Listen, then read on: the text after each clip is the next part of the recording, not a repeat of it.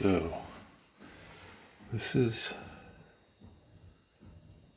the model railroad that I've been working on.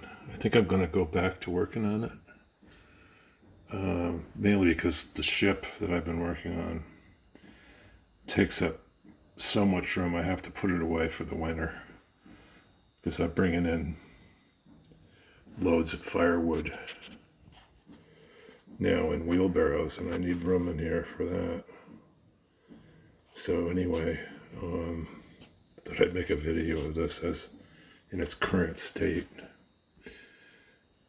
This building here, this as you can see, it's Fellows Gear and Foundry. So they'd be getting coal and shipping out stuff and getting raw materials from the railroad. And this one back here, that's called Eustis. It's wholesale plumbing, so they're getting boxcars full of plumbing and stuff, large boilers and whatnot. And then over here, back on this track, that's Bolster's warehouse. There was a Bolster's in Brattleboro, so that's why I chose that name. There was a Fellows, and there was also, Fellows was in Springfield, Vermont. Eustis was in Brattleboro. And then right here's, this is Valley Coal and Oil. This is their oil receiving facility. Back here on the back track again, this is Flowmatic Paints. Flowmatic was also in Brattleboro. And they used to make the yellow paint that the state used on the center lines of the roads. It was amazing paint. I knew a guy that worked there, so I got a bunch of it and used it on my vehicles, painting vehicles, frames and stuff like that. So this is D&J Noss, grocery and wholesale food wholesalers. They've got 2 loading docks. You can see. Then right here, that ramp, that wooden loading dock, that's on the team track. Team track is where everybody in town who doesn't have railroad access can receive stuff. Large stuff, that is. For instance, the car dealers used to get their cars delivered by the rail this way onto the loading dock.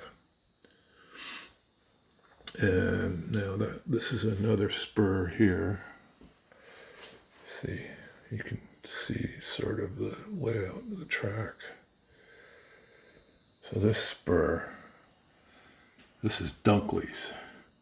Now there was a Dunkley's machine shop in Brattleboro too. So I'm stealing all these names.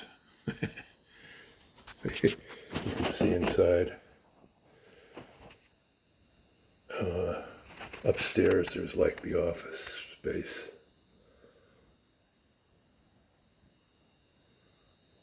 See that fat bastard leaning up against the counter there? He must be the boss.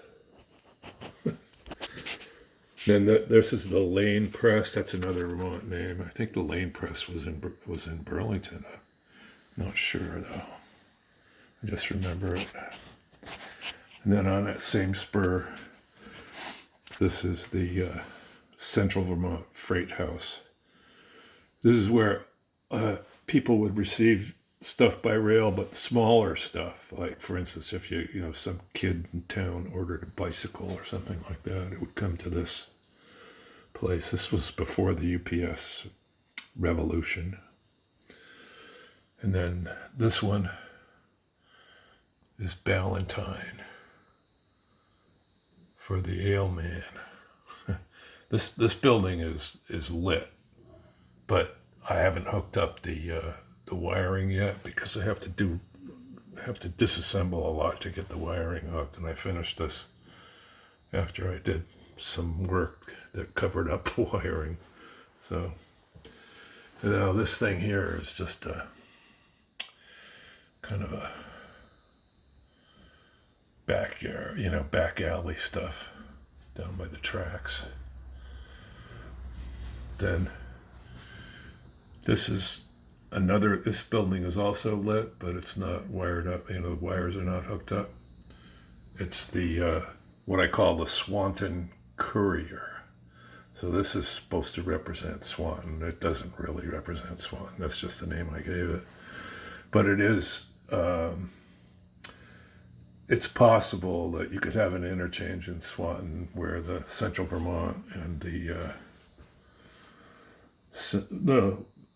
J&LC and the Moyle Valley Railroads would all cross.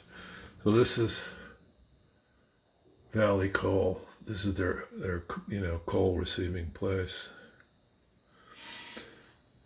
That building right there, that spot is going to be Bowman's scrap metal. Forrest Bowman's going to live on here. So there's going to be a scrap metal yard there with a chain link fence around it and maybe a crane or something like that. This is you can see in there. There's stuff in there too. This is there are two of them. This is M&I Kaiser Furniture Factory. And on that, the track where the Union Pacific car is, that's where they would receive raw materials, wood, whatever, all the stuff that they need to make their furniture. And then on this track where the Grand Trunk car is, that's where the finished furniture gets shipped out. And then